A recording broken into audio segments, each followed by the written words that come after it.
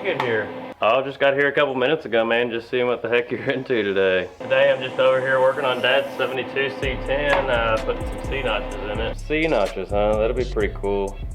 Care if I hang out for a little bit? Oh yeah, for sure, man. You're more than welcome to hang out. Alrighty, I'll try not to get in the way too much. We are going to be putting in some step notches in Dad's 72.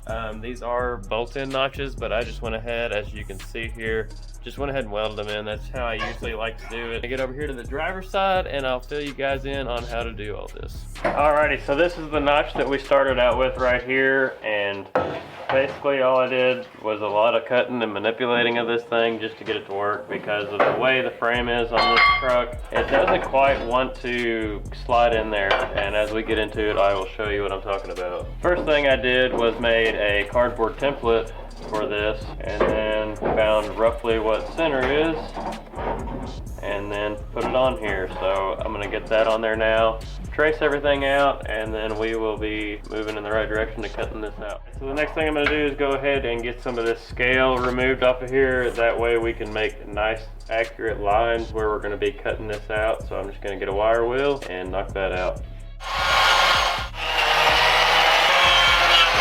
So we've got this thing up and just held in with a magnet. I went ahead and marked the center line of that notch right here. Disregard that one there. Basically, I'm just kind of eyeballing this thing and getting it in the center of the axle. But what you're going to want to do is make you a line around the perimeter of this. That's going to be your cut line, because this notch is going to be fitting up inside of the frame. So you're going to want to cut this. That way you can slide that in there.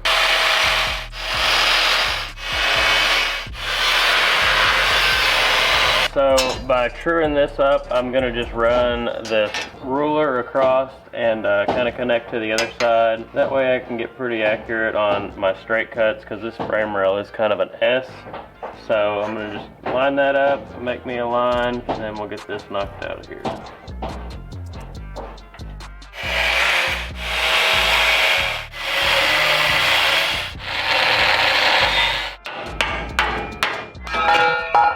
Now that we've got our wheel opening all cut out and everything, it is a little bit tight still, and as you can tell, we're sticking way out right here. Hopefully you can see my finger going behind here.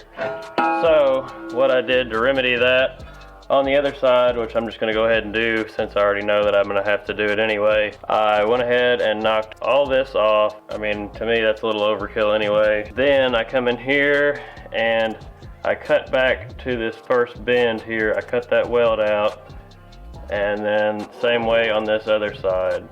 So I'm gonna get all this cut up, and then we can start fitting this thing in here and start fitting it to our actual hoe.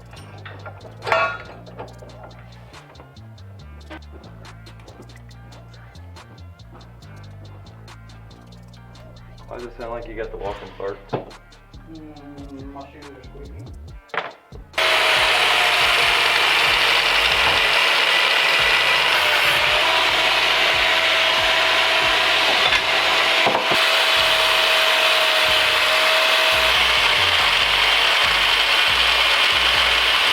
Alright, just gonna get you in here real quick to show you what I did. And if you're a little bit curious on why the heck I'm doing this, just hold on just a minute, and I promise here in this next couple clips you'll understand. And that's a pretty good reason here too. But there is a lot of porosity in this weld. Hopefully you can tell on camera, but there is a ton of porosity in this weld here where they had welded it from the factory. So that's not really the main reason I'm grinding this out. Main reason I'm grinding this out so I can manipulate this outer plate, but that's definitely going to be a good weld to redo. I'm going to go ahead, get this side cut just like this side, and then we'll start test fitting it back on the truck. Alrighty, I went ahead and did a little bit more trimming up around the perimeter of this, just kind of getting this notch fit in here a little bit better. You can see here it's still got a huge gap in it, and that is the reason why I cut these reliefs in here.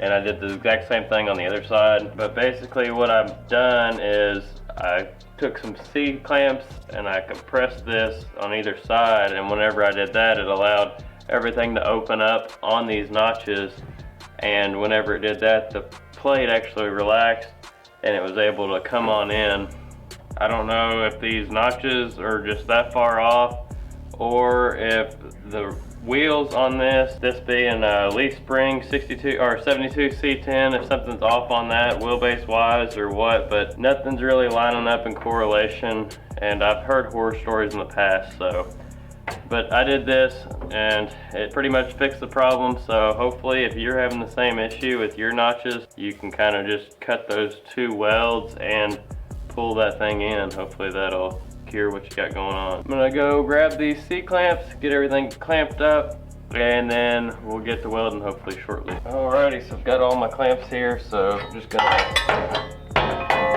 fit this thing up in here. Also, I do want to note, make sure when you're cutting these, this is your taillights wires, make sure you take those out because you will catch those with your grinder, and on the other side it's got a brake line, so just be very cautious of that when cutting up in here.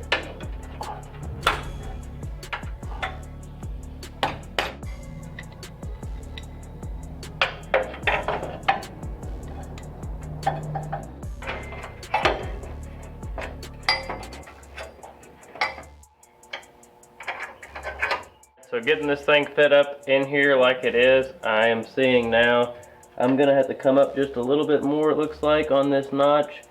But other than that, everything's gonna get fit up pretty good and everything's starting to work its way in there. So I'm gonna go ahead and do that, and then we'll get this thing fit up and welded.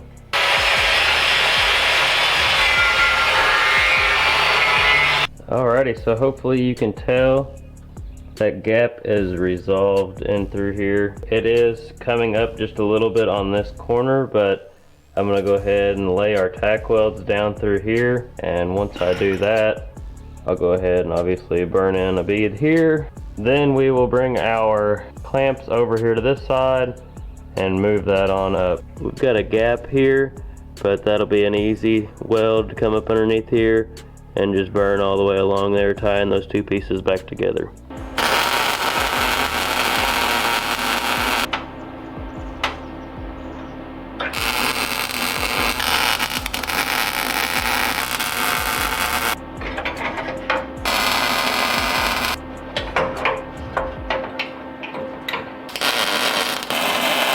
Alrighty, so I have everything burnt in on the front and also the back. I ended up coming in here, and right here this was kind of sticking out. As you can see, the plate would continue out here. I just cut it flush with that frame rail. I feel like it's a pretty clean look. You can also tell on this side how it's just tapered off along there instead of having a big jagged edge out here. To each their own. If you want to keep that, you can. But I'm gonna get in here real quick with a wire wheel and also a flap disc. I'm just gonna kind of dress some of the stuff up that needs to be. I do need to do a couple spot welds, or I guess they're actually supposed to be bolt holes. I usually like to just go in and plug weld those. Just basically stick the nozzle of your welder in there, get a good start going, and then just burn that thing in. I feel like it really ties everything in pretty well. So I always weld these bolt-in notches in. I don't care. I mean, I just like them welded in versus bolted in. It just makes me feel a little bit better. I feel like you're gonna cut your frame anyway, you might as well go ahead and weld it in, because it ain't like you can really go back to factory. With all that said, I'm gonna get on the wire wheel, dress this thing up, and hopefully we will see a finished product in this next shot. Alrighty, so here's the finished product. There's those little plug welds I was telling you about. Just get in there and you can just kind of, like I was saying, put your nozzle of your welder in there and just start working around that inside layer of your frame, and then just kind of tie into the actual notch itself. But everything's turned out really sweet on this thing.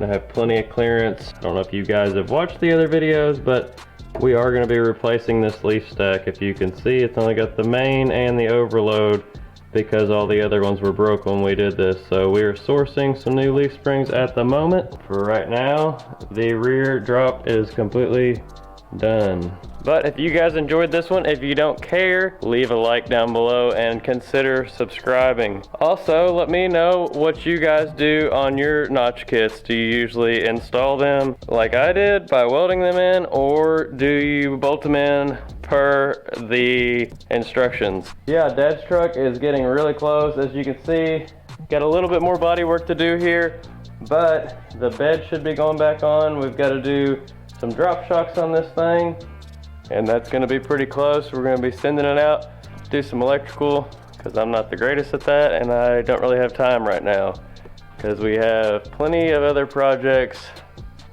around the perimeter that we will be getting to. That is a ton of rambling. I try not to do that too much in these videos, but I did this time. So I hope you guys have a great one, and I'll see you on the next one.